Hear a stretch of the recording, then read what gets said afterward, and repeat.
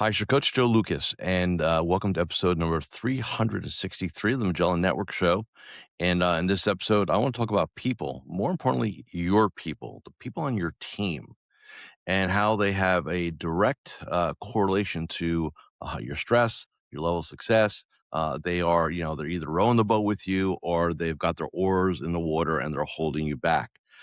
Just for those of you who don't know me, I've had the privilege for over 32 years now of coaching just financial advisors. And in my multi-generation career, I've had an opportunity to work with some of the best people, really watch people scale from, $500,000 of revenue to $10 million of revenue that I've helped. And so what I want to do is just share with you some of my experience and maybe demystify a little bit about teams and team building. Um, for the most part, let's talk about some observations. Number one, a lot of advisors got in this business to be an advisor, right? They got in the business because they liked investing or they liked planning. And if you're going to do anything, great in your career and build something, right, for you and your family, hopefully, you're going to have to also accept the role of being the leader and at some levels being the manager. And those are skill sets they do not teach you in CFP school, my friends. So I want to talk about some best practices and maybe also some stories on just some of my clients and what has worked and maybe sometimes more importantly what really doesn't work. So let's talk about your people first. And I know people that listen to this podcast. Some of you are pure RIA, total control. Others of you work inside a firm. So I'm gonna look to apply these principles across the board, right? So everybody gets some value out of our time here today. So first off, there are three types of team members that you attract. Okay. And it's not so much a box, it's like a spectrum. And before I get into that, just a quick disclaimer. I am not an HR attorney. I am not an HR consultant. This is not about laws and rules. I'm going to speak from a very layman's term here. So what the spectrum basically is, on one side, you have people that really want a job, okay? And the way they sound when you're interviewing them is something like, what does this pay? What are my hours? What are my benefits? How much time do I get to take off? And it's really about what they're going to get, right? So swap time for money. Now, does that necessarily mean you should never bring a person like that on your team? Not necessarily, but I would not want them in a key position. If you need like part-time admin help, I guess it would be okay. I still would not be very thrilled with that idea, by the way. But if it had to be, it had to be. Moving now towards moving the spectrum now, let's get into the middle part of the kind of our spectrum here. And these are going to be people that are more career oriented. So they're going to ask you about, promotions. They're going to ask you about training. They're going to ask you about coaching, how, in other words, and they're going to ask you about what your expectations are of as a leader, right? Hey, what do you expect? And hopefully they'll ask you some questions about what your future plans are, right? Hey, what are you looking to build here? Stuff like that. Like they're curious, they're inquisitive, they want to see, they're trying to visualize how they fit into the bigger picture, right? And that's great, right? So we want that, right? It's better than the JLB person, right? But ultimately, there's one type of player that you want to attract. When you call them a rock star, call them our A plus, call them a stakeholder, they're all the way over here. They think like an owner.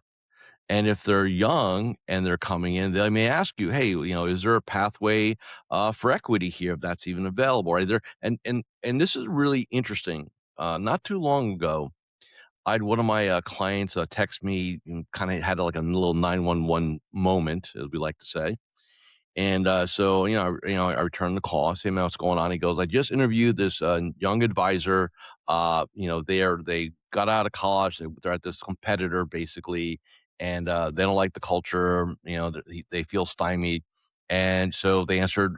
We're hunting. So hey, they answered our ad, and during the interview, they said, "Hey, what's it take to be partner here? What's it take to get equity here?" And my guy's like freaked out over that. Like, man, that's like really aggressive, and I'm like, hey man, here's reality. Those are the kind of questions you want in an interview. Why? because they're thinking big picture. They're thinking long term, right? And those are the people we want to surround ourselves with. Don't be afraid. So here's the thing.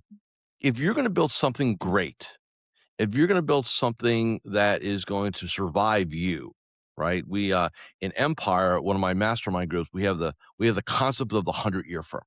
Okay. And inside that concept, you just can't do it alone. You're just not gonna be around long enough, right? So you have to surround yourself with rock stars, and rock stars want a piece of the action. Whether that is pure equity or if you're at a firm, they're gonna wanna scrape off the top line. Whatever it is, they want a piece of their action. And quite frankly, those are the people I want to surround myself with. I want people to think like that. There's an old saying, I don't know if it was from Peter Drucker or one of the other management consulting gurus from many, many, many decades ago. You hire people smarter than you. So in a perfect world, we're hiring people that are smarter than us and have enhanced capabilities. And those people are not going to come cheap. They're not just walking around, right? They're just not. They're not wired that way. So that's something you want to really be taking care of. So you want to always be looking for stakeholders, right? And and one of the ways you can ask in an interview, again, I'm not the HR person here, is, hey, where do you want to be if you were to come join our team, come join my firm? Where do you see yourself, or where do you want to be in 5 years, right? And and I want to see how they answer that question. I want to see how strategic of a thinker they are. I want to see how expansive or how big for themselves their vision is, right? Because if it's like, I don't know, then that's not a stakeholder, right? Maybe a career person, hopefully not JOB, but it's not a stakeholder because they're not thinking as such. All right. So that's first thing. And so here's a very simple question that I ask all my clients when we're talking about their team, especially new clients. When we do an assessment, an evaluation, if somebody's going to think about collaborating with me personally, I've got a high standard and there's a process. And one of the processes when we're going through their application eval, I start talking about their team. And, because some people have one, some people have two, some people have eight, nine, whatever the number is. What we're going to do inside that conversation is they're going to tell me what they are, how long they've been there, what their chair looks like. And then we ask a very simple question. Knowing what you know today, if you can go back in time, would you still hire this person? Simple question. Let me repeat that. Knowing what you know today, if you could go back in time, would you still hire this person? And I look for two things. One, no, right? Okay, that's pretty quick. Or not a yet, like, well, they start dancing in their own mind about, like, I'm not sure. So if it's like that, it's still no. You're just afraid to say it, right? And you got to remember, as you scale your business, you have to be working through people, not alongside of them, but through them. That's how you get leverage. And if you don't have the rock stars, the A+ players, it doesn't really work. It doesn't translate. It doesn't scale. And then you're stuck. And I've seen this over and over again in my career where you can have somebody in your team for 2, 3, 4, 10 years, and you're to the point now you want to go. Like you want to double, triple the business in the next 5, 10 years. And so a couple things have to happen for that. Number one, you, the leader, owner, have got to evolve massively. You cannot be the same version of you, right? Can't be. You're also going to have to systematize your business.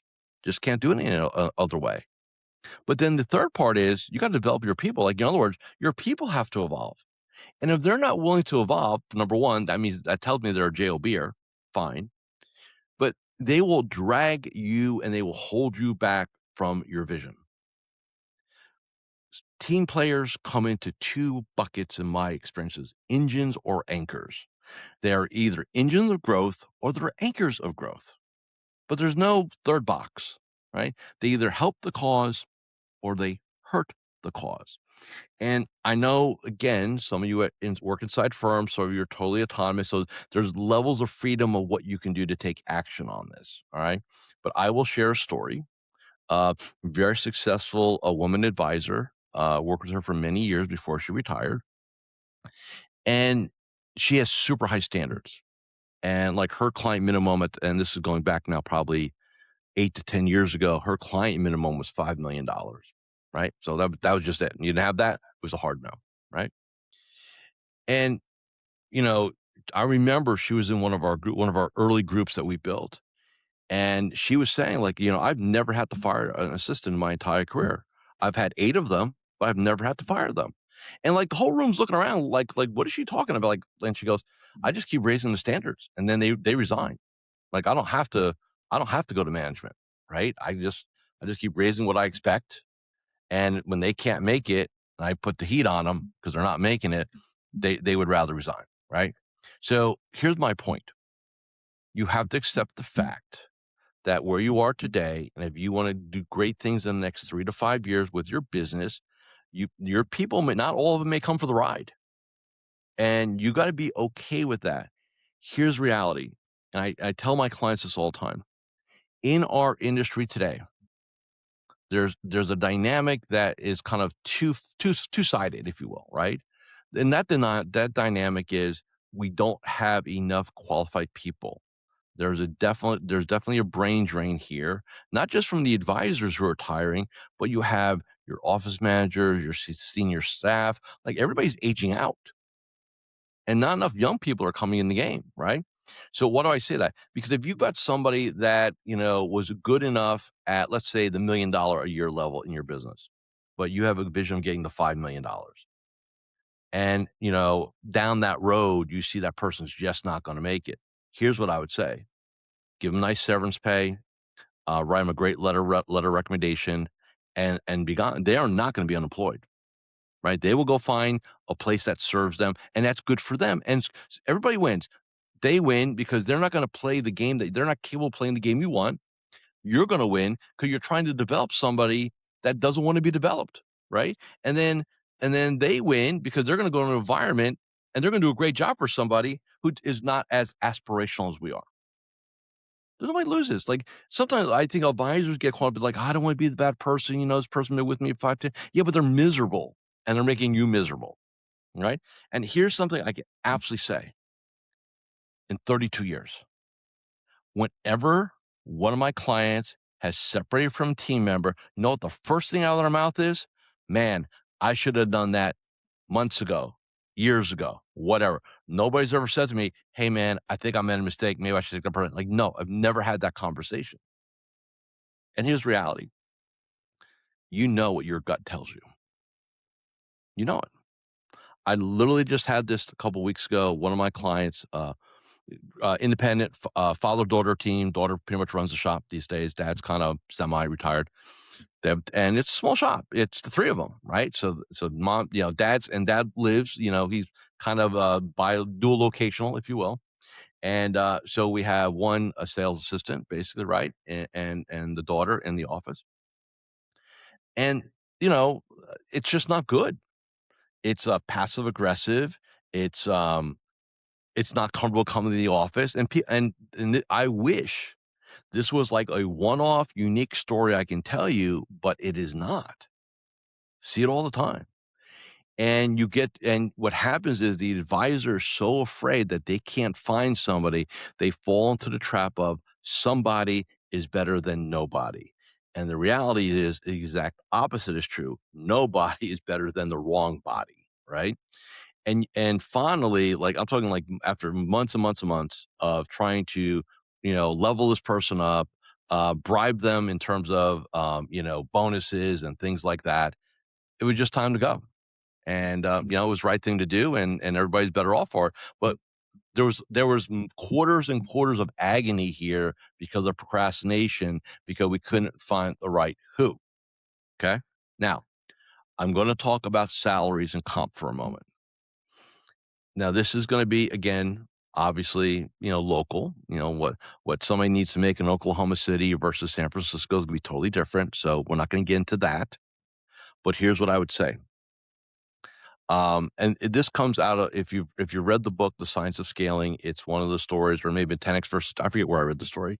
But Reed Hastings, founder of Netflix, when he was building out Netflix, he had X amount of investors, and he had a choice. He can hire, I think it was 5 or 8 okay engineers, or for the same amount of money, he can hire one rock star.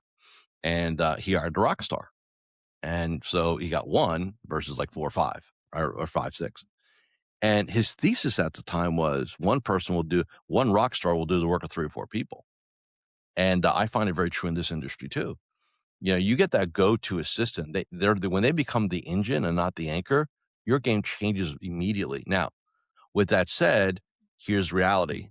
That rock star is probably going to cost you anywhere from, I don't know, let's say 30 to 50% more than a B player, but they're going to give you twice as much.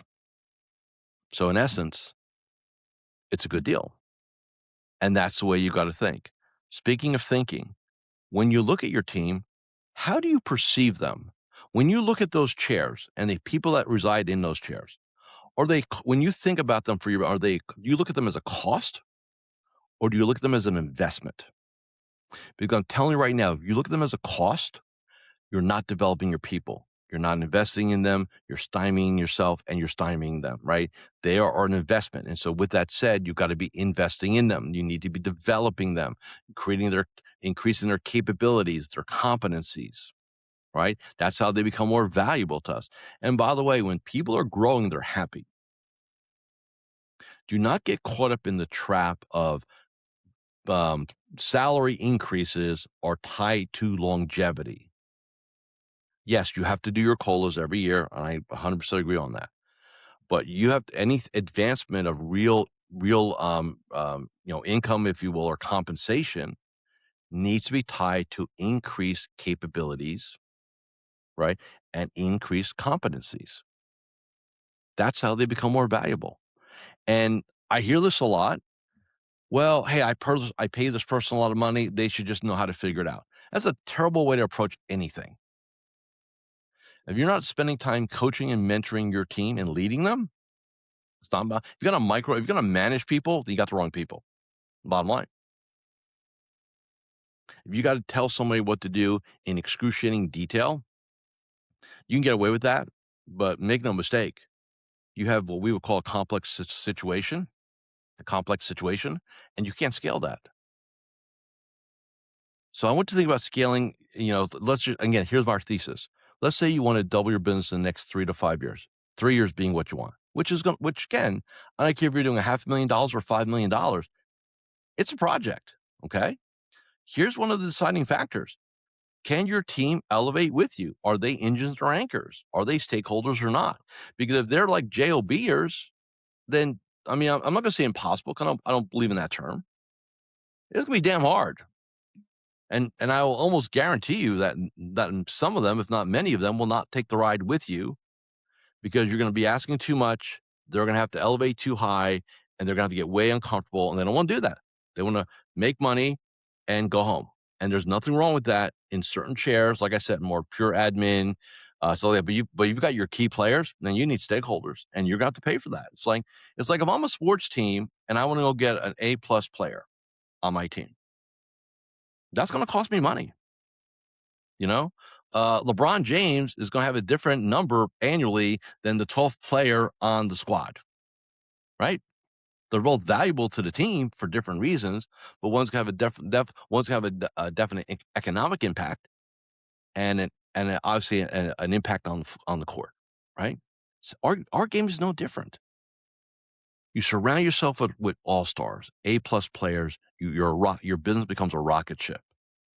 But that requires you to make an investment and to get uncomfortable. And look, in every practice I've seen my entire career, when we look at the P&L, people are going line item wise, hopefully other than your comp, right? It'll be quote unquote the most expensive line item you have in your PL, which is going to be people. And I know some of you are saying, yeah, but AI is going to come and look, here's the reality of it. You may need less people at some point, right? Because of automation and artificial intelligence. But the people that you're going to need are going to have to be more capable to lead and run those systems. So, that's just part of doing business. It just is.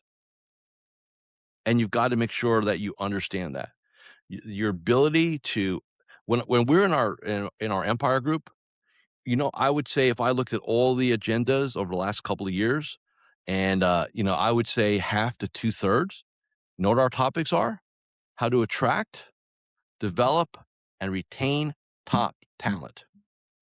Because the bigger you get, the bigger you grow your business, the more people you help, the more capital you run. The limiting factor is not opportunity. The limiting factor is, can you attract, develop, and retain top talent? That will over the next 5 years, as all the boomers are retiring, advisors are retiring, we're gonna be a wash of opportunity. We're gonna be a wash of liquidity events. But it will not matter if you do not have the team to handle it. So if you've got big ambitions, big goals, big visions, and your Achilles point is the people you're surrounding yourself with, you will not fix that by just hoping it gets better. Or, oh, I'm gonna put bonuses around. Remember, so here's the difference between management and leadership. Management is about what I call the bribe. And the bribe sounds like this. Here is the standard. Here are your bonuses, right? So, hey, I want you to ascend. You'll make more money. And if you don't do it, hey, we may have to look for a new player, right? That's like, that's management, like carrot and stick, right? Leadership is about number one, attracting the right people. Number two, aligning their values and what they want out of the game to your bigger vision. So they attach to it, right? You don't have to bribe them. Like they're going to be taken care of as we ascend, right? They help. They're the engines want that kind of scenario. People want jobs. They want the biggest salary possible, the most amount of time off possible, the best benefits possible, and in their brain, sort of like, how do I do just enough to stay in the game? It's not about expansion. It's not about getting better. It's just about being. And unfortunately, a lot of you know what that feels like because you're living it every day in your teams. And remember, there's two ways to develop talent.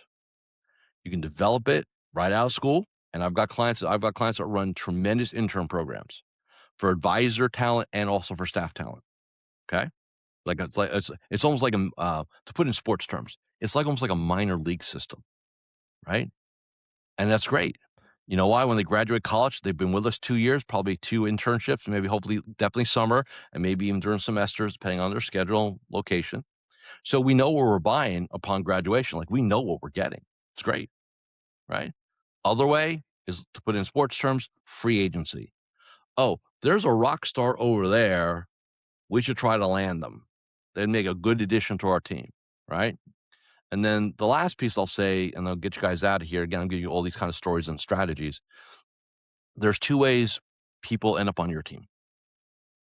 And there's not one better than the other. I think it's just opportunistic. So scenario one, which is probably the more common scenario, is you wake up one day, hopefully not too late in the game, say, hey, I need another chair, right? And about developing those chairs, you do not wait until your business is on fire and your team is burning out and I gotta go get somebody. Because number one, that's exactly what you're gonna do. You're gonna get a somebody, not the right body. So you always want to be, and look, staff is going to be a function of household count, 90% of the time, if not more. So you got to know, hey, how many households do we have? How many households more? How many more can we put on the board before we're in the red zone, right? And then you never want your team running more than 80% of capacity, right? You need people take off, they get sick, clients have a crisis. Like you can't run everybody redlined all day, all week. You'll burn them out, and they're going to go do something else with somebody else. All right. So you want to be predicting about 2 quarters in advance when I need a chair. Okay. That happens. And then that way, number one, you have time, you can be patient, you can keep your standards super high, and you make that happen. The second way is opportunistic. Somebody appears in our world, right? We don't have a chair right now. And I've seen this. And by the way, some of my fastest growing clients over decades kind of operate on this methodology where I get a phone call. Hey, I just had lunch with this person. I know we don't have a slot, but I want to brainstorm on you how they can add value to the team. I really, really want to put them on the team, right? And that's great. Now you can do that if a couple things are present. Number one is that you understand your P&L and you understand the concept of delayed gratification. So what do I mean by that? Is that you leave some operating capital in your business and your lifestyle is not a one for $1 because then you have no cushion to take advantage of opportunities, right? So you got to think about that a little bit. And then the last thing I'll say, we'll get you guys, and then we'll get you guys out of here for this episode, is except in very, very rare cases, would I ever recommend an advisor be their own HR consultant? Like, in other words, you should not be the one doing the hiring. You should not be the one looking at talent. And again, I'm not a recruiter. I don't do that. But here's what I know. Most advisors suck at it. Okay? Because you like everybody. You need a third party to screen this. And yes, there's an investment. I totally get that. But if you take your time, your focus, and if you get it wrong, you're screwed. It's not the saving of the pennies, you're losing dollars. It's a terrible trade, right? Every one of my clients, bar a few, and the few that I have are large enough. They actually have, like, we're talking staffs of a couple hundred. Like, we have HR in house. And even then, sometimes, if it's a certain kind of talent, we'll still bring a third party expert in to help us source. Why? It's about specialties, about getting the who right. All right. So I want to say thank you for taking your time today to watch or listen, depending how you're consuming this episode. If you make sure you're subscribed, right? And if you leave a comment on our YouTube channel, that really helps our algorithms. So I really appreciate that. And again, if you found this episode valuable, please forward it to a colleague in the game. And if you have any questions, you can always find me at coachjoe.guru. So CoachJoe.GURU for everything Joe Lucas, right? With that said, thank you for listening, watching, and I'll see you all again in 7 days.